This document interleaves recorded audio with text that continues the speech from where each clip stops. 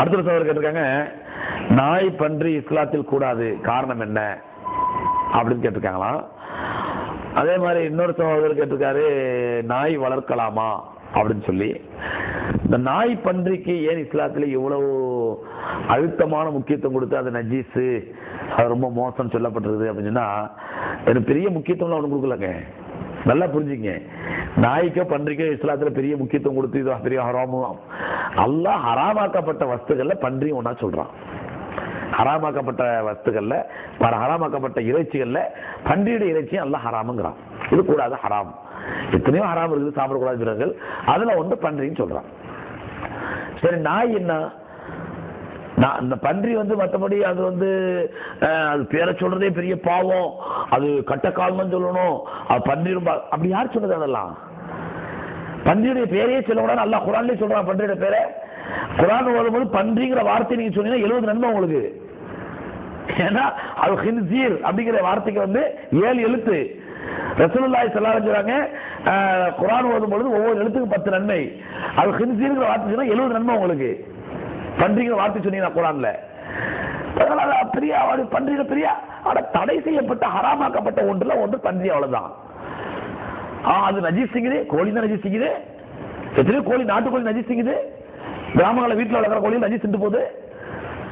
அதனால பன்றி என்பது ஒரு அசூசையானதோ அல்லது ஒரு பேரையை சொல்லக்கூடாது, அது பேரை சொல்றது பெரிய பாவம் அப்படிலாம் ஒண்ணுமே கிடையாது. முஸ்லீம்களுடைய தவறான நம்பிக்கைகளை ஒன்று, அது ஹராம். அல்லாஹ் அதெல்லாம் ஹராம் ஆக்கிட்டான். அதோட உறுப்புகளையும் அந்த இறைச்சியையும் அதோட ரத்தத்தையும் எல்லாத்தையுமே அல்லாஹ் ஹராம் ஆக்கிட்டான், சாப்பிடுறது முடிஞ்சு. அடுத்து நாய்.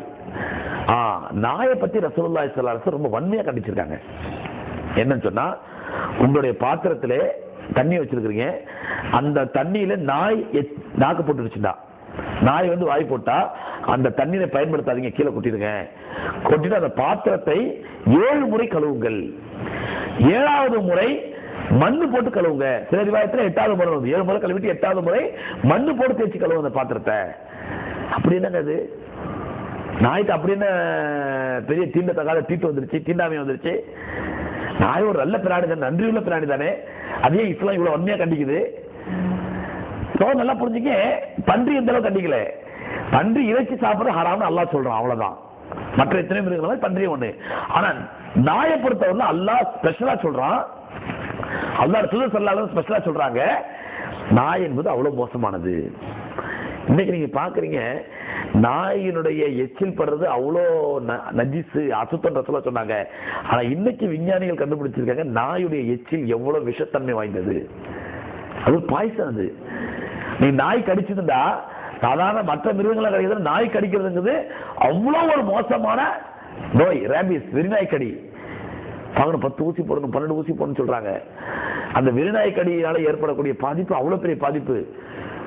மற்ற மிருகங்களும் அது கிடையாது. ஒரு மாடு கடிச்சது, ஆடு கடிச்சது, ஒரு பூனை கடிச்சதுலாம் இல்ல, நாய் கடிச்சா மட்டும் அவ்வளவு பெரிய பெரிய விபரீதத்தை ஏற்படுத்த, ஆபத்தை ஏற்படுத்துது. அப்ப மனிதனுக்கு ஊர் விளைவிக்கக்கூடியது, அதே நேரத்தில் அது ஒரு டொமஸ்டிக் அனிமல், மனிதர்களால் வளர்க்கப்படக்கூடிய ஒரு அனிமல். இதே சிங்கம் கடிச்சாலும் பெரிய ஆபத்து இருக்குங்க, நரி கடிச்சாலும் பெரிய ஆபத்து இருக்குது, புலி கடிச்சாலும் ஆபத்து இருக்குது. ஆனா அதெல்லாம் மனுஷனுக்கு தெரியும், இதெல்லாம் சிங்கம் புலி கிட்டே போக மாட்டான். இது ஒரு டொமஸ்டிக் அனிமல், மனிதனோட பழகக்கூடிய அனிமல். அப்ப மனிதனோட பழகக்கூடிய ஒரு விலங்குல மனிதன் அதோட பழகிறான், அதனுடைய ஆபத்தை உணராம அதை பழகிடக்கூடாது. அதனுடைய எச்சில் இவ்வளவு விஷத்தன்மை வாய்ந்தது, அதனுடைய கடி, அதனுடைய பல்லுக்கு இவ்வளவு விஷத்தன்மை இருக்குது அப்படிங்கறத உணர்த்துறதுக்காக ரசூலுல்லாஹி ஸல்லல்லாஹு அலைஹி வஸல்லம் நாயை பத்தி ஸ்பெஷலா சொன்னாங்க. காட்டில் உள்ள விலங்குகளை விட்டுருங்க, காட்டில் உள்ள பிராணிகளை விட்டுருங்க, இது டொமஸ்டிக் அனிமல். பூனைய மாதிரி, ஆட்டை மாதிரி, மாட்டை மாதிரி, மனிதர்களோடு குதிரைய மாதிரி, ஒட்டகத்தை மாதிரி மனிதர்களோடு பழகக்கூடிய விலங்கினங்களிலே ஆபத்தான விலங்கு இந்த நாய். அதனால ரசூலுல்லாஹி ஸல்லல்லாஹு அலைஹி வஸல்லம் சொன்னாங்க, நாயை வீட்டுல வளர்க்காதீங்க, ஏன்னா அது எப்பவும் ஆபத்தானது. அதனால ஏற்படுற எச்சில்ல அவ்வளவு பெரிய விஷத்தன்மை இருக்குது.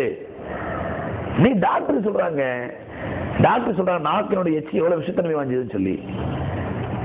அதனால இஸ்லாம் என்பது ஒரு அறிவுபூர்வமான மார்க்கம். பெருமானார் ஸல்லல்லாஹு அலைஹி வஸல்லம் சொன்னது ஒவ்வொன்றுமே இன்னைக்கு காலத்து அறிவியலோட ஒப்பிட்டு பார்த்தா 100% ஒத்துதான் போகும். அந்த அடிப்படையில் பெருமானார் ஸல்லல்லாஹு அலைஹி வஸல்லம் சொன்னாங்க, நாயை வீட்டுல வளர்க்காதீங்க. வளர்க்காதீங்க, அது பெரிய தீண்டத்தகாத மிருகம், அது ரொம்ப பாவமான மிருகம்னா எப்பவுமே வளர்க்காதீங்கன்னு சொல்லிருக்கணும். ஆனா என்ன சொன்னாங்க, விவசாயத்திற்கு பாதுகாப்பதற்காக, வேட்டையாடுவதற்காக நாயை பயன்படுத்தலாம், அனுமதி கொடுத்துருக்காங்களா இல்லையா? அப்போ ஒரு காட்டுக்குள்ள இருக்கோம், நமக்கு பாதுகாப்பு இல்லை, செக்யூரிட்டி இல்லை, பாதுகாப்புக்காக நாய் வளர்க்கலாம் தப்பு இல்லை. விவசாயத்துக்கான நாய் வளர்க்கலாம் தப்பு இல்லை, விவசாய பாதுகாப்புக்காக. விவசாய பாதுகாப்புன்னு ஏன் சொன்னாங்கன்னா, விவசாயிகள் அங்கேயே விவசாய நிலத்துல ஆள் நடமாட்டம் இல்ல, தனியா இருப்பாங்க, பாதுகாப்பு இருக்காது, ஒரு நாயை வளர்க்கலாம் பாதுகாப்பு, செக்யூரிட்டிக்கு தப்பு இல்லை. வேட்டையாடுறதுக்காக நாய் வளர்க்கலாம். நாயை வீட்டுல டொமஸ்டிக் அனிமலா ஆக்கிறாதீங்க, உங்களோட பழகக்கூடிய பெட் அனிமலா ஆக்காதீங்க ரசூலுல்லாஹ் தடுத்தாங்க. ஏன்னா அது உங்களோட பழகுறது ரொம்ப அழகா பழகும், பழகும் ரொம்ப அன்பா பழகும், நன்றியோட இருக்கும். ஆனால் அதுக்கு அல்லாஹ் ரப்பல் ஆலமீன் இயற்கையா வைத்திருக்கிற இந்த விஷத்தன்மை மோசமானது, ஆபத்தானது. ஏன் நாயை தடுத்த ரசூலுல்லாஹ் என் பூனை தடுக்கல? பூனையை பெட் அனிமலா வளர்த்துங்க, பூனையை உங்களோட வச்சுக்கங்க, பூனையை வீட்டுல வளருங்க, ரசூலுல்லாஹ் அனுமதி கொடுத்தாங்களே. நாயை மட்டும் தடுத்தாங்க, அது ஒரு அபாயகரமான டொமஸ்டிக் அனிமல், அதனால ரசூலுல்லாஹ் தடுத்தாங்க.